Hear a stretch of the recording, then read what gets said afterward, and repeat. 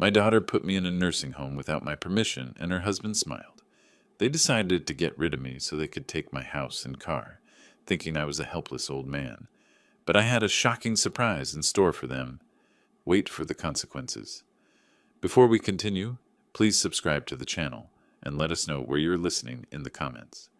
Dad, Mike and I have been thinking. It's time for you to move somewhere special where professionals can take care of you. The words hit me like a sledgehammer to the chest.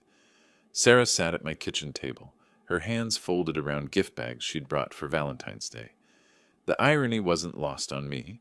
Steam still rose from the pot roast I'd spent 3 hours preparing, filling my home with the smell of garlic and rosemary, my daughter's favorite meal since she was 7 years old. What? I gripped the back of my chair, knuckles going white. What fool came up with this idea? I'm still full of strength. Mike stepped forward from where he'd been lurking near the doorway, 49 years old and already looking like he'd given up on life, with his receding hairline and the perpetual scowl that seemed permanently etched into his face. John, you're not who you used to be. This will be better for everyone.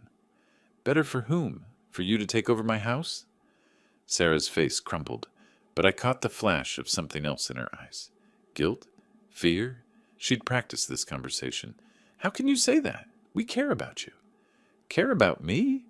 I laughed, but there was no humor in it. If you cared about me, you wouldn't be sitting in my kitchen talking about shipping me off to some institution. I gestured toward the dining room, where family photos lined the mantelpiece. 40 years I worked 3 jobs to give you an education, Sarah. 40 years of 16-hour days so you could have everything you wanted. Mike moved closer, positioning himself between me and the front door. The movement was subtle, but I'd learned to read body language in Vietnam. This wasn't a discussion, this was a trap. The paperwork is already filed, he said, pulling a manila folder from his jacket. We found a really nice place, Sunset Haven. They have activities, medical care on site, everything you need. I don't need anything except to be left alone in my own house. My voice echoed off the kitchen walls. The same walls I'd painted every 5 years for the past 3 decades. The same kitchen where I'd taught Sarah to scramble eggs when she was 8, where we'd celebrated every birthday, every achievement. Sarah stood up, her chair scraping against the linoleum. Dad, please. You fell last month. What if something happens and no one finds you for days? I didn't fall. I slipped on ice you would have seen if you visited more than once every 2 months. The accusation hung in the air between us. And since when do you care what happens to me? You haven't called in 3 weeks. That's not fair. But her voice wavered. Mike stepped closer again. I could smell his cologne, something expensive and cloying. Look, old man, this is happening whether you like it or not. We can do this the easy way or the hard way. Are you threatening me in my own home? I'm being realistic. You can come with us tomorrow morning, or we can have the county make the decision for you. Choice is yours. The gift bags on the table seemed to mock me. Pretty pink tissue paper, ribbons tied in perfect bows, props in a performance I hadn't known I was watching. My 70-year-old heart hammered against my ribs, but my mind was clear, clearer than it had been in months. Get out, I pointed toward the door. Both of you, get out of my house. Sarah's face went pale. Dad, we're not leaving without... I said get out. The pot roast continued steaming on the counter, forgotten. Valentine's Day dinner for 3 that would never be eaten. Mike smiled, and it was the coldest thing I'd seen since the jungle. We'll be back tomorrow morning at 9. Have a bag packed, or we'll pack it for you. The front door slammed behind them, leaving me alone with the silence and the smell of a meal that had turned to ash in my mouth. Through the window, I watched Mike's BMW pull out of my driveway, carrying my daughter away from me. I stood there for a long time, listening to the house settle around me. The same house where Sarah had taken her first steps, where she'd brought her prom date to meet me, where she'd cried when her marriage fell apart. Now it felt like a tomb. The phone rang. Sarah's ringtone. I let it ring. At 9 sharp, the moving truck pulled into my driveway. I'd spent the night barricaded in my bedroom, every light in the house blazing, a baseball bat across my knees. Sleep hadn't come. Instead, I'd stared at the ceiling, remembering the day I'd bought this house. Sarah was 12 then, and she'd picked out the paint color for her room. Sunshine yellow, she'd called it. Heavy footsteps on my front porch. The doorbell, then pounding. "Dad, open up!" Sarah's voice, higher pitched than usual. "We know you're in there." I stayed put. Let them break down the door if they wanted in so badly. The key turned in the lock. My spare key, the one I'd given Sarah for emergencies. This qualified, I supposed, just not the kind I'd imagined. "I'm not going anywhere. This is my house." Mike appeared in my bedroom doorway, two large men behind him, movers from the look of their matching uniforms, professional muscle. "Don't make this difficult, old man. Your stuff is already packed." Packed? I struggled to my feet, my cane sliding across the hardwood. "You haven't packed anything. You just got here." Sarah pushed past Mike, her eyes red from crying. Real tears or manufactured ones, I couldn't tell anymore. "Dad, this is temporary until we get your affairs in order." "What affairs? Everything is fine with my affairs." I jabbed my cane toward the dresser where my important papers sat in perfect order. Birth certificate, marriage license, Dorothy's death certificate, my will, all exactly where they'd been for 15 years. One of the movers was already in my closet, pulling shirts off hangers. My navy dress uniform, the suit I'd worn to Dorothy's funeral, the Christmas sweater Sarah had given me last year. Everything treated like inventory in a warehouse. "Stop touching my things!" I swung my cane, but Mike caught it easily. "Bob, Jim, get his stuff loaded. We're on a schedule." The efficiency was terrifying. These men had done this before. They moved through my house like a SWAT team, boxing up 40 years of memories in less than an hour. My tools went into unmarked boxes. The photo of Dorothy and me on our wedding day disappeared into bubble wrap. The Purple Heart I'd never talked about, not even to Sarah, vanished into a cardboard container, labeled MISC. "Where are you taking everything?" "Storage unit," Mike said, not looking up from his clipboard, "until we figure out what to keep." Until they figured out what had value, he meant, what could be sold.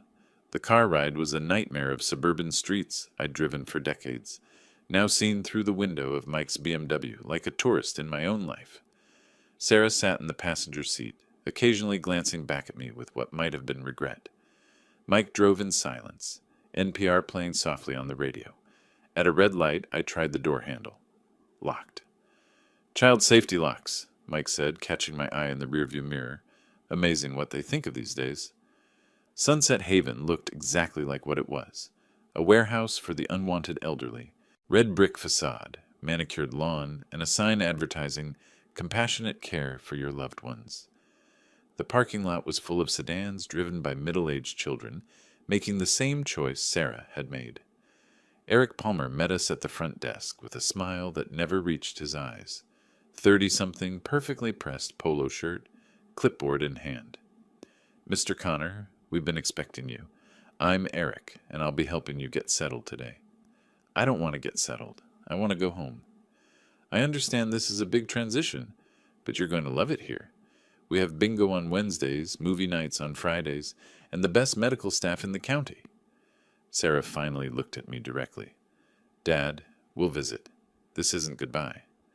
But we both knew it was. Room 247 had beige walls, a narrow bed, and a window that looked out onto the parking lot, where Mike's BMW had disappeared an hour ago. My belongings looked foreign here, like artifacts from someone else's life. The photo of Dorothy in her nurse's uniform sat on the plastic nightstand, smiling at a room she'd never seen. My toolbox, the one I'd carried to 3 different jobs for 30 years, sat uselessly in the corner next to a walker I didn't need. "Mr. Connor, dinner is at 6 p.m. in the dining hall. The rules here are simple." Eric Palmer stood in my doorway, still wearing that practiced smile. "Medication distribution is at 8 a.m. and 8 p.m. Visiting hours end at 9. Any questions?" "When can I leave?" "Well, that would be up to your family and our medical staff to determine." He checked his watch. "I'll let you get settled. Welcome to Sunset Haven." The door closed with a soft click, leaving me alone with the institutional smell of disinfectant and the distant sound of television game shows echoing from the common areas. I sat on the edge of the bed and picked up the photo of Dorothy. She'd been 43 when it was taken, just 4 years younger than Sarah was now. Beautiful, proud, wearing the uniform she'd worked so hard to earn. We'd been married 22 years when the cancer took her, And not once in all that time had she looked at me the way Sarah had looked at me today, with calculation, with inconvenience, with the cold assessment of someone deciding whether something was worth keeping. 40 years I worked 3 jobs to give her an education. The memory hit me like a physical blow. Sarah, at 18, accepted to Northwestern but worried about the cost. Me, working days at the auto shop, evenings at the hardware store, weekends doing handyman jobs for neighbors, sleeping 4 hours a night for 2 years so she could have her dream. I'd sold my motorcycle, the 1967 Harley I'd bought with my first paycheck, home from Vietnam, sold my father's watch, the one he'd carried through World War II, sold everything that mattered to me so Sarah could matter to herself. And now she throws me away like garbage.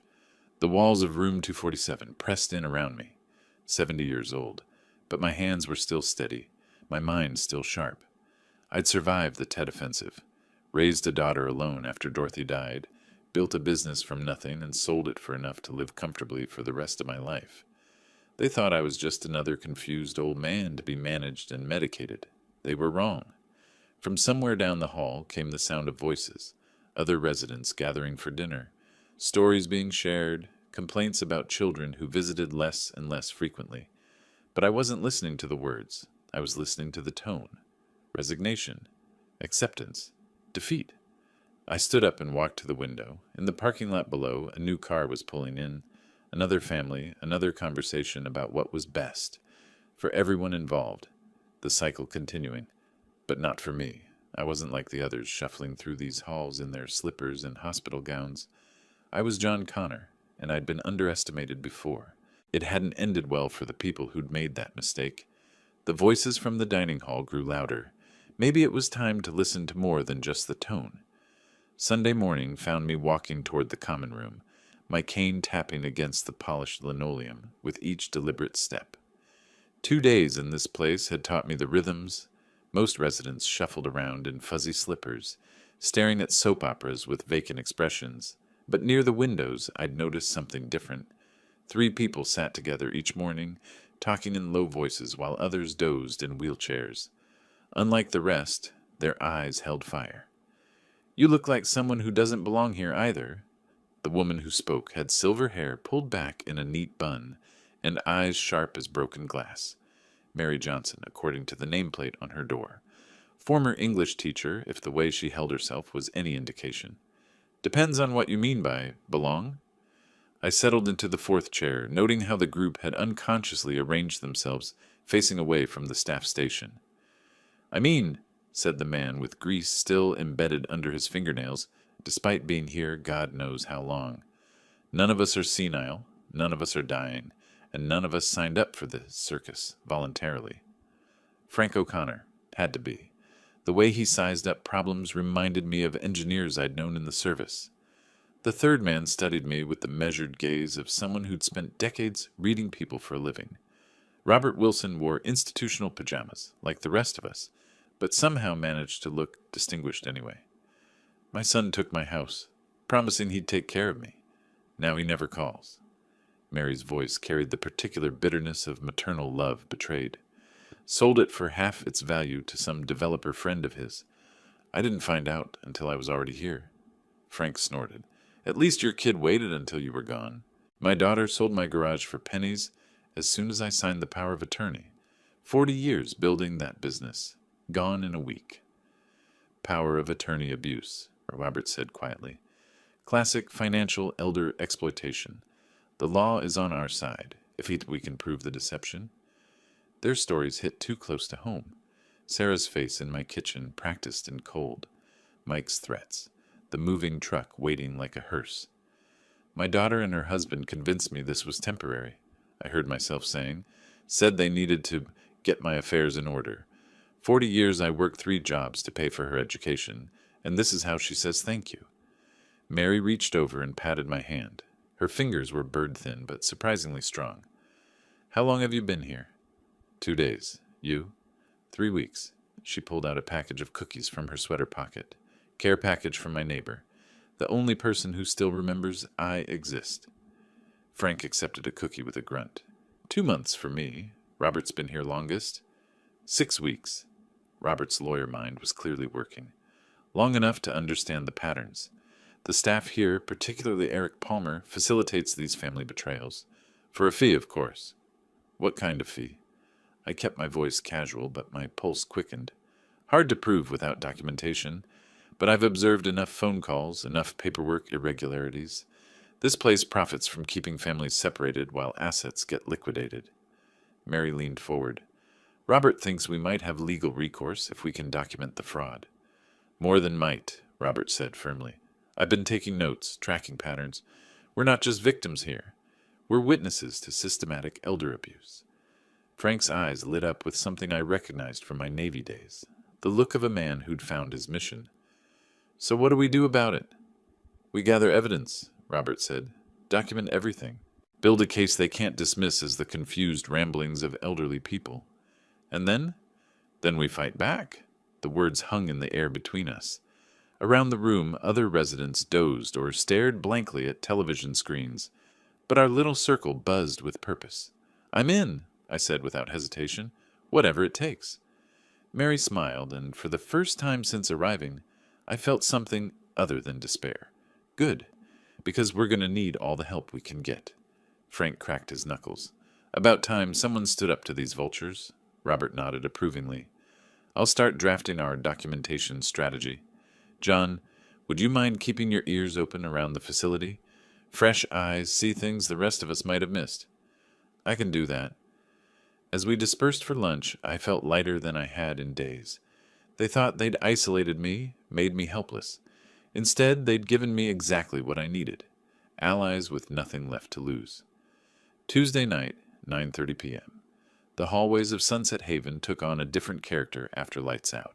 Shadows stretched longer, and the institutional cheerfulness faded into something more honest, more sinister. I'd been lying awake for hours, my mind replaying fragments of overheard conversations. Eric Palmer's interactions with new families followed a pattern Robert had identified. Too helpful, too knowledgeable about legal loopholes, too eager to expedite paperwork. Thirst gave me the excuse I needed to explore. My cane tapped softly against the linoleum as I made my way toward the kitchen. The night staff barely glanced up from their station, just another old man shuffling around, harmless and forgettable. That's when I heard Eric's voice, low, confident, coming from around the corner near the administration office. I froze, pressing myself against the wall. Yes, Sarah, the documents are ready. Your father is officially incapacitated. My blood turned to ice. Sarah's voice came through the phone, tinny but audible. Perfect. When can we start selling the house? Give me a week. For an extra $5,000, I'll expedite the process. My hand found my phone in my pocket. Muscle memory from the few times Sarah had taught me to use the voice memo function. I pressed record. The medical evaluation was easy to fabricate. Dr. Martinez never actually examined him, just signed the forms I prepared. Your father's been declared mentally incompetent, which gives you full power of attorney. What about the neighbors? They know he's fine. Doesn't matter. Once the legal paperwork is filed, their opinions are irrelevant. The house can be sold within 2 weeks. And you're sure this is airtight? Eric's laugh made my skin crawl. I've done this 47 times, Sarah. Never had a challenge stick. Old people don't fight back, and their friends are usually dead or in facilities themselves. Mike's going to be so relieved. We owe more than the house is worth, but this should cover everything and give us a fresh start. Just remember our agreement. 15% of the sale price plus the expedite fee. Of course, you've been worth every penny. The call ended. I stood frozen in the shadows, my phone still recording the silence that followed. 47 times. They'd done this to 47 families. Eric's footsteps moved away toward the staff station. I waited another minute before retreating to my room, my mind reeling. Back in room 247, I sat on my bed and replayed the recording. Clear as day. Sarah's voice acknowledging the fraud. Eric admitting to document falsification. A doctor's signature obtained without examination. 40 years I'd worked to give Sarah everything she wanted, and this was how she repaid me. Not just betrayal, but criminal conspiracy. My hands shook, but not from age or fear, from fury. They thought John Connor was helpless, an inconvenient old man to be managed and discarded. Time to show them exactly how wrong they were. The recording would change everything. Robert would know what to do with it, how to turn their confidence into their downfall. Sarah had always been too smart for her own good, but she'd made one crucial mistake. She'd underestimated her old man. Wednesday morning, 9 a.m. sharp, I knocked on Robert's door with the urgency of a man carrying dynamite. "John, what's wrong?" "Close the door. Get Mary and Frank, now." Robert's lawyer instincts kicked in immediately. Within 5 minutes, our little conspiracy was assembled in his room, voices lowered, door firmly closed. "I've got them." I held up my phone. "Everything. Sarah, Eric, the whole operation." Mary gasped. Frank leaned forward. Robert's eyes sharpened with professional interest. "Play it," he said simply. The recording filled the small room. Sarah's voice cold and calculating. Eric's casual admission of fraud. The number that made us all flinch. 47 victims. When it finished, silence stretched between us like a held breath. "Sweet mother of pearl," Frank whispered. "They're running a whole operation." Mary's face had gone pale. "That poor doctor. They're using his signature without his knowledge." Robert was already thinking 3 steps ahead. "John, this is substantial evidence of conspiracy to commit fraud. How clear is the audio quality?" "Clear enough. I was maybe 10 feet away." "Good. This recording, combined with documentation of the pattern across multiple residents, gives us grounds for both criminal charges and civil action." Robert began pacing the small space. "Can you check if my property still legally belongs to me?" "Of course.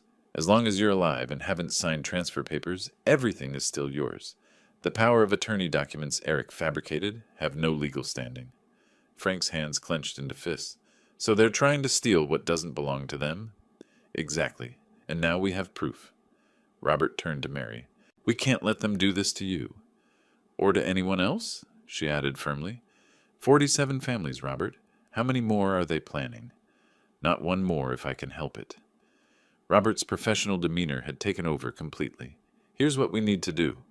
John, you've provided the smoking gun, but we need supporting documentation, medical records, financial papers, anything that shows the pattern."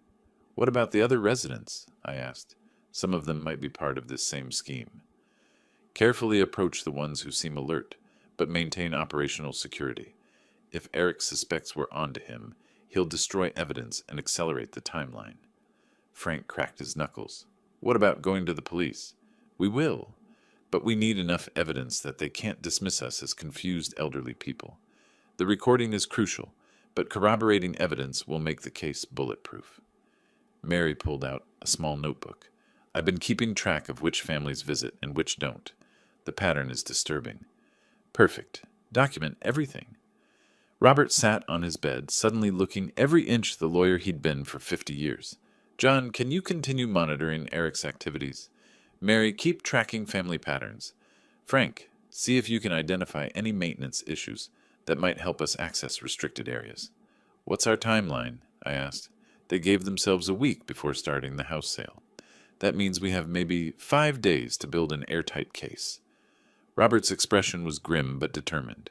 "But if we do this right, we don't just save your house, John. We save everyone." "And make them pay for what they've done," Frank added with satisfaction. "Justice," Mary said quietly, "for all of us." I looked around at these 3 people who'd started it as strangers and become my closest allies. "So we're really doing this." "We're really doing this," Robert confirmed. "They picked the wrong old folks to mess with." As we prepared to disperse and begin our intelligence gathering, I felt something I hadn't experienced since Dorothy died. Purpose, direction, the satisfaction of having a mission worth fighting for. Sarah thought she was so clever, planning my destruction from the shadows. Time to drag everything into the light. Friday afternoon, 3 p.m. Robert and I sat in the back of a taxi heading downtown, officially on our way to my cardiologist appointment. The driver hummed along to the radio while I gripped the manila envelope in my lap, containing documents that would change everything. "Nervous?" Robert asked quietly. "Excited," I corrected. "It's been months since I've had a real ace up my sleeve." The law office of Thomas Green occupied the 15th floor of a glass tower that scraped a Chicago sky. Professional, discreet. Exactly what I'd needed back in August when Sarah's behavior first started raising red flags. Mr. Connor, Thomas stood as we entered his oak-paneled office. Right on time. And you must be Robert Wilson. The colleague I mentioned, I confirmed. Robert's been helping me understand the legal implications. Thomas retrieved a thick envelope from his safe, breaking the seal with practiced efficiency. Your will from August last year is completely valid. Every page properly witnessed and notarized. Robert leaned forward, professional curiosity evident. May I examine the documentation? Of course. Thomas spread the papers across his mahogany desk. As you can see, Mr. Connor has left his entire estate to the Veterans Administration Medical Center. No family inheritance whatsoever. Excellent. So my daughter won't get anything? The satisfaction in my voice was unmistakable. Robert's eyebrows shot up. John, you never mentioned. I had my suspicions about Mike even then, I explained. The way he looked at my house, asked questions about property values. So I took precautions. Thomas nodded approvingly. Very wise. The will specifically excludes Sarah Connor Thornton from any inheritance, citing irreconcilable differences and financial irresponsibility. But we must wait until they commit illegal acts, Robert said slowly, his lawyer mind processing the implications. If you reveal this too early, they might abandon the fraud. Exactly my thinking. I studied the legal documents spread before us. Let them dig their own grave first. The beauty is, Thomas added, once they falsify documents claiming mental incompetence, the will becomes even more powerful evidence of your sound mind and deliberate intent. Robert was already strategizing. Combined with the recorded evidence, this creates an airtight case. They're not just committing fraud. They're doing it for property they'll never legally inherit. How long do we wait? I asked. Until they've committed to the sale, Robert advised. Let them sign contracts, accept deposits, maybe even schedule closing. Then we spring the trap. Thomas secured the documents back in his safe. I'll keep everything ready for immediate filing when you give the word. The taxi ride back to Sunset Haven felt different, lighter somehow. Robert stared out the window, clearly amazed by the day's revelations. You've been planning this for months, he said finally, since the first time Mike suggested I needed professional care. Something in his eyes told me he wasn't thinking about my welfare. And Sarah, my jaw tightened. Sarah made her choice when she chose him over me. Back at the facility, we maintained our cover story perfectly. Eric Palmer even asked about my test results with feigned concern. Everything looks good, I told him with a straight face. Doctor says I'm in better shape than men half my age. That's wonderful news, Mr. Connor. If only he knew how wonderful it truly was. Later that evening, as Robert and I sat in the common room, I felt the weight of 40 years lifting from my shoulders. Sarah thought she was so smart, manipulating a helpless old man. Tomorrow we'd discover just how wrong she was. Monday afternoon found Frank hunched over the facility's computer during the designated recreation hour, his engineer's methodical mind working through real estate websites with surgical precision. John, you need to see this. His voice carried barely contained excitement. I approached casually, aware that other residents occasionally glanced our way. Just two old men looking at pictures on the internet. What did you find? Frank's calloused finger pointed at the screen. Your house is already listed for sale at $380,000. The Zillow listing stared back at me in full color. My front porch, the garden Dorothy had planted, the driveway where I'd taught Sarah to parallel park. All reduced to marketing copy and square footage. They work fast, the scoundrels. Look at this part. Frank scrolled down to the seller information. Says the property is being sold by Sarah Connor Thornton due to family relocation. My hands clenched involuntarily. Family relocation, as if I'd willingly agreed to abandon everything I'd built. Robert appeared at my shoulder, drawn by our hushed conversation. This is exactly what we need. Evidence of crime. Frank, can you print this? Already on it. The printer whirred to life, producing hard copies of the listing, photos, and contact information. Real estate agent is Jennifer Walsh from Midwest Properties. Posted 3 days ago. Robert studied the documentation with professional interest. Perfect timing. This proves they're actively marketing stolen property, while you're still legally competent and residing elsewhere under duress. What about the price? I asked. Frank pulled up comparable sales. Market value should be closer to 420. They're pricing it to move fast. Desperate people make desperate choices, Robert observed, and desperate choices create evidence. Mary joined our little huddle, ostensibly interested in whatever we were viewing. Any word on when they plan to close? According to this, Frank scrolled through the listing details. They're accepting offers immediately. Says motivated seller. Quick closing preferred. Motivated by debt, I muttered. Robert, how does this affect our timeline? We need to act before they accept an offer. Once money changes hands, even fraudulent money, the legal situation becomes more complicated. Frank saved screenshots methodically, his engineering background showing in the organized file structure he created. I'm documenting everything: timestamps, listing agent, price history, photo metadata. Good man, I clapped him on the shoulder. What else can you find about the agent? Jennifer Walsh has been in business for 12 years, mostly suburban residential. Clean record, good reviews. Frank paused. Probably has no idea she's marketing stolen property. She will soon enough, Robert said grimly. As Frank continued his digital investigation, I felt a familiar sensation from my Navy days. The moment when reconnaissance confirmed enemy positions, when all the intelligence gathering crystallized into actionable intelligence. Sarah and Mike thought they were operating in darkness, their fraud invisible to their elderly victim. Time to turn on the lights. Frank, see if you can find any documentation about showings or open houses. Already looking. According to the agent's calendar, first showing is scheduled for Thursday. This Thursday? Robert's eyebrows shot up. 3 days from now. Looks like they're really pushing for a quick sale. Perfect. That gave us exactly the timeline we needed to spring our trap.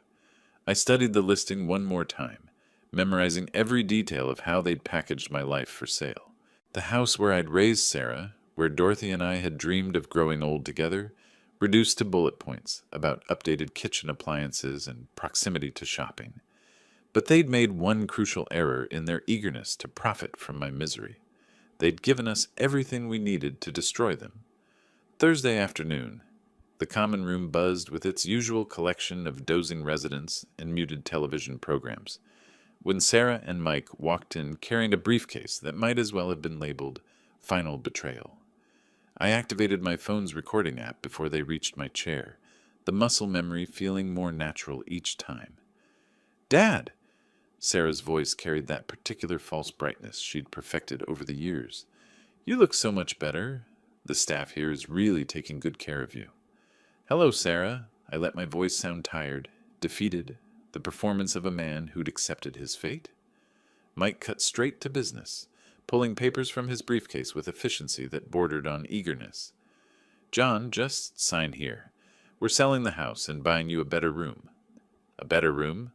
Private bathroom, bigger window, maybe even cable television. Sarah's lies flowed effortlessly. But we need to finalize the sale first. Dad, we need the money now. Mike has important business deals. Perfect. I leaned forward as if struggling to read the documents. What happens to the money from the sale? Don't worry about that. We'll take care of everything. Mike's impatience bled through his attempt at reassurance. But where will I live when I get better? Sarah and Mike exchanged a glance that told me everything about their long-term plans for my welfare. Dad, you're not getting better. The doctors here have explained your condition. This is your home now. Forever? We've talked to Eric Palmer. He says you're very happy here, making friends, participating in activities. Each lie felt like a physical blow, but I maintained my defeated posture while my phone captured every word. I suppose, if you think it's best. I reached for the pen with trembling fingers that weren't entirely theatrical. How much money will the house bring? Mike's eyes lit up. $380. Good price for a quick sale. And that money goes into a special account for your care, Sarah said smoothly. Though honestly, Dad, with your medical expenses and the cost of this place, it won't last forever. What medical expenses? I feel fine. The doctors say you have early dementia. You just don't remember being sick. I let my face crumple with confusion and fear. I don't remember being sick? That's part of the disease, Dad. But we're handling everything. You just need to sign here, and we'll take care of the rest. Mike has so many opportunities right now, Sarah continued.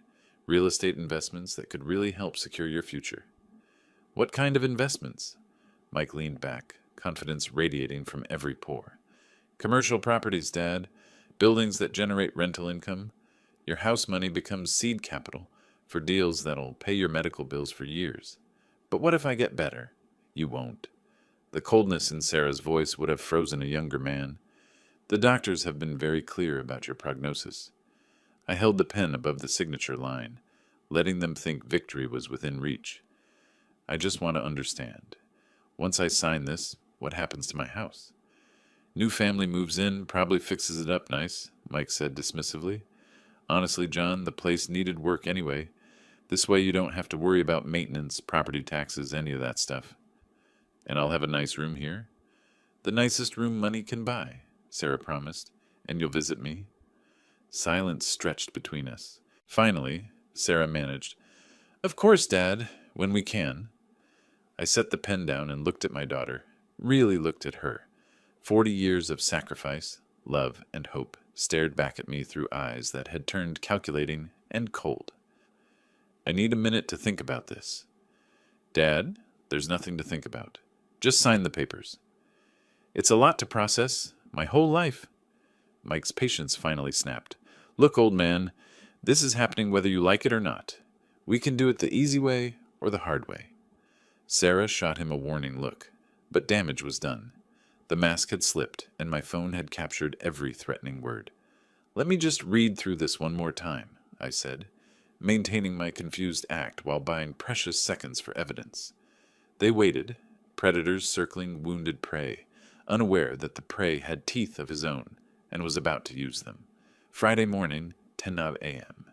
The Cook County Courthouse rose before us, like a granite monument to justice, its columns stretching toward a Chicago sky that seemed clearer than it had in weeks. Robert adjusted his tie, the first real tie he'd worn since being imprisoned at Sunset Haven. Ready for this, John? I've been ready since August. I patted the briefcase containing 2 weeks' worth of evidence. Phone recordings, fraudulent real estate listings, falsified medical documents, and one devastating surprise that would shatter my daughter's world. The courthouse security line moved slowly. Metal detectors, ID checks, the bureaucratic rhythm of law enforcement, but every step felt like walking toward vindication. Next case, Connor versus Connor, the clerk announced when we reached the filing window. Robert spread our documentation across the counter with practiced efficiency. Your Honor, we have evidence of fraud and conspiracy. Judge Margaret Davis examined the initial papers, her reading glasses perched on her nose like a judicial crown. These are serious allegations, Mr. Wilson. Yes, and we're prepared to prove them. The judge's eyes moved methodically through our evidence summary. Phone recordings between facility staff and family members discussing document falsification. Real estate listings for property owned by plaintiffs still residing elsewhere. Medical declarations signed without examination. Emergency hearing granted, she announced finally. Given the ongoing nature of property theft, I'm scheduling this for Thursday, March 6th. All parties will be notified. Thank you, Your Honor. As we walked from the courthouse, Robert's professional satisfaction was evident. John, in 50 years of practice, I've rarely seen evidence this comprehensive. 47 families, Robert. 47. Not anymore. The taxi ride back to Sunset Haven felt different. No longer were we returning to prison, but to a temporary base of operations. Eric Palmer greeted us at the front desk with his usual false concern. Mr. Connor, how was your doctor's appointment? Excellent news, I replied truthfully. Everything's exactly as it should be. Wonderful to hear. If only he knew how wonderful it truly was. That evening our little group gathered in the common room for what we all knew would be our final strategy session. Mary had brought cookies from her care package. Frank had printed additional documentation from his internet research. Robert organized everything with legal precision. Thursday morning, Robert began, Sarah and Mike will discover they've been playing chess with a grandmaster. What about Eric? Mary asked. Eric will cooperate, I said with certainty. When he realizes he's facing felony charges, he'll tell us everything about their operation. Frank cracked his knuckles with satisfaction. About time these vultures faced consequences. And the will? Robert asked quietly. I smiled, thinking of Sarah's expression when she learned about her complete disinheritance. The will is our ace in the hole. Let them commit to fraud first, then reveal that every crime was committed for property they'll never inherit. Poetic justice, Mary observed. Dorothy would have appreciated the irony, I agreed. Sarah always was too clever for her own good. Thursday changes everything, Robert confirmed. For everyone. As we dispersed to our rooms, I felt the weight of 2 weeks lifting from my shoulders. Tomorrow, we'd face my daughter in court. She'd arrive expecting to defend a minor family disagreement. Instead, she'd discover she'd been outmaneuvered by the old man she'd so thoroughly underestimated. The game was almost over, and I was about to win. Thursday morning, 9 a.m. Courtroom 4B buzzed with the energy of justice about to be served. Sarah and Mike sat at the defendant's table, their lawyer whispering reassurances that would prove meaningless within the hour. Judge Davis called the session to order, with the gravity befitting a case involving systematic elder abuse. Robert stood for his opening statement, every inch the professional attorney despite 2 months in nursing home pajamas. Your Honor, here's the recording between Ms. Connor and the bribed employee. My phone speaker filled the courtroom with Sarah's voice.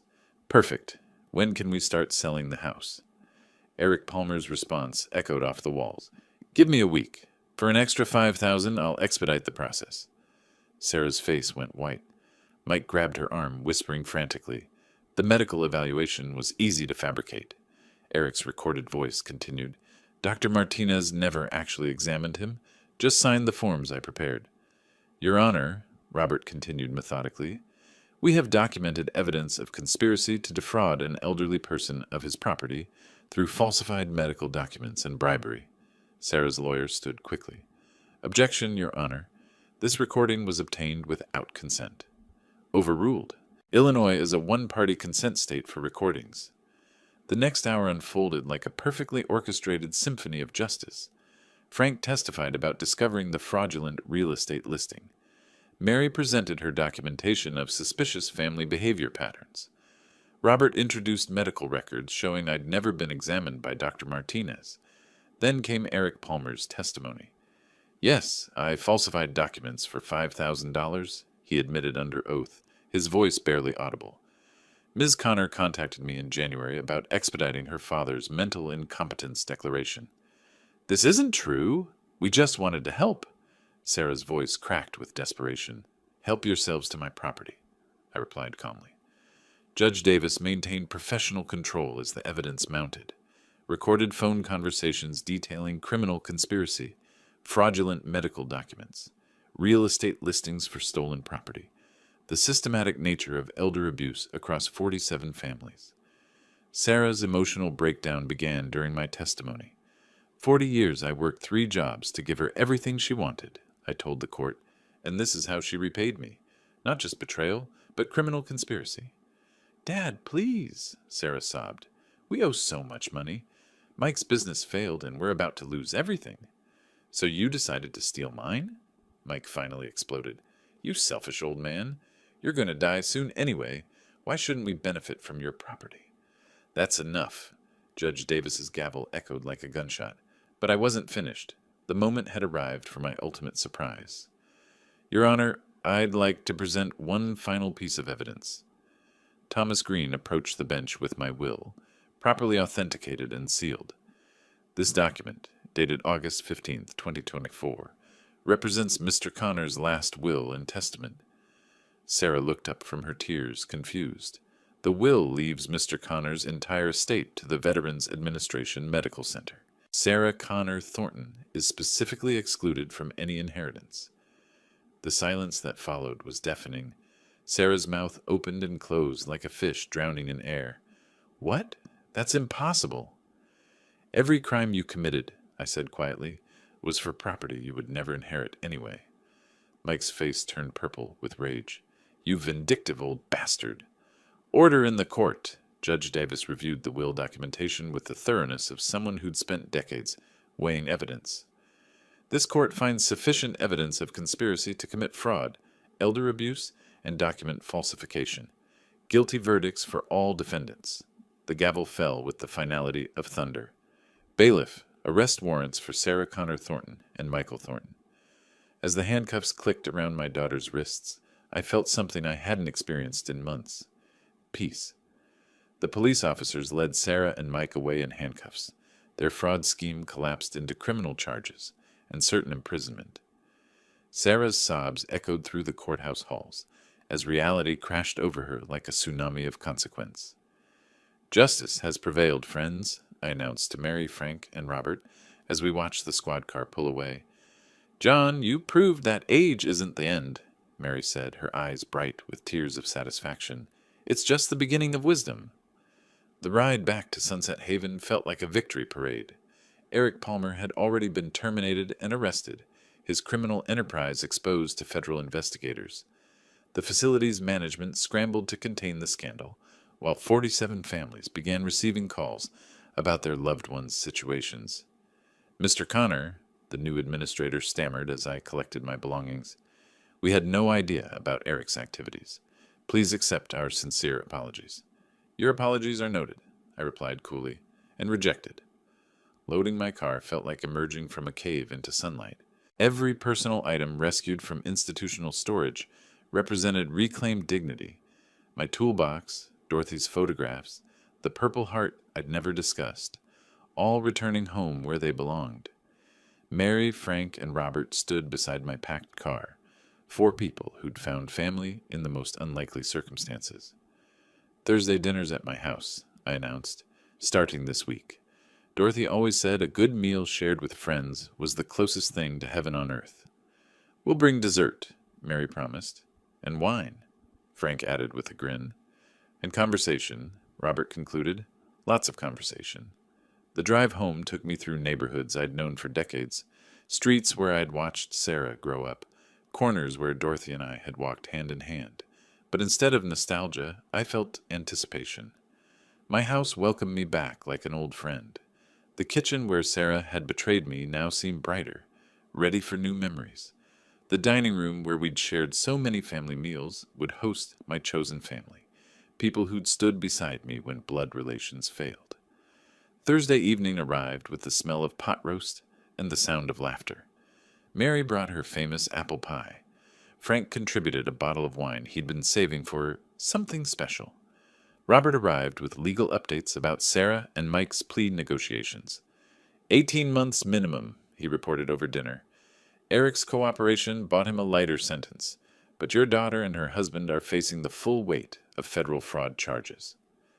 And the other families? 47 cases being reviewed, class action lawsuit proceeding. This scandal's going to reshape elder care regulations nationwide. We ate and talked and laughed until almost midnight. 4 people who'd found something precious in the ruins of family betrayal. Not blood relations, but something stronger. Chosen family forged in crisis and tempered by justice. Later, after my friends had gone home, I sat in my recliner looking at Dorothy's photograph. The woman who'd loved me for 22 years smiled back from the mantelpiece, surrounded by pictures of a daughter who'd chosen greed over love. "She made her choice, sweetheart," I whispered to the photo, "and I made mine." Outside, snow fell softly on the garden Dorothy had planted, covering the earth with clean white possibilities. Spring would come soon, bringing new growth, new beginnings, new chances for the family I'd chosen over the one that had chosen to betray me. Sarah had thrown away 40 years of love for money she would never receive. I'd gained something infinitely more valuable, the knowledge that real family isn't determined by blood, but by who stands beside you when everything falls apart. The old man they'd tried to discard had not only survived, he'd triumphed, and the best was yet to come. If you liked this story, please like this video, subscribe to the channel, and share your impressions of this story in the comments. To listen to the next story, click on the box on the left. Thank you for watching.